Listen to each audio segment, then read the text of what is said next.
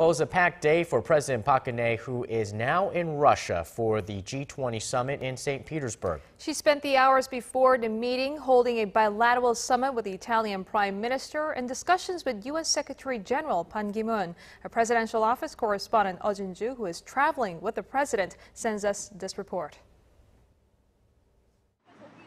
Ahead of the official opening of the G20 Leaders Summit in St. Petersburg, Russia, President Park held bilateral talks with Italian Prime Minister Enrico Letta at the imperial Constantine Palace. The meeting with the Italian leader is seen as President Park's first act of diplomacy towards Europe and came just a couple of months before her scheduled trip to the region.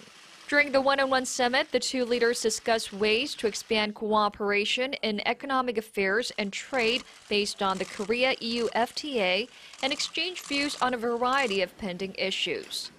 In particular, she asked Italy to take interest in the globalization of the inter-Korean Kaesong industrial complex and her push for a creative economy. President Park also met with UN Secretary General Ban Ki-moon and expressed her expectations for a thorough UN investigation on Syria's alleged use of chemical weapons.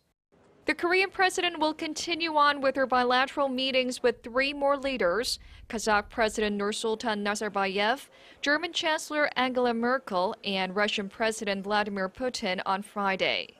President Park and Merkel have met 3 times before, and her summit with the German Chancellor this time around demonstrates her close friendship and strong cooperative ties. During her bilateral talks with Russian President Vladimir Putin, President Park is expected to seek support for her trust-building process with North Korea, as she did previously with U.S. President Barack Obama and Chinese President Xi Jinping. Eoh Jin-joo, Arirang News, St. Petersburg.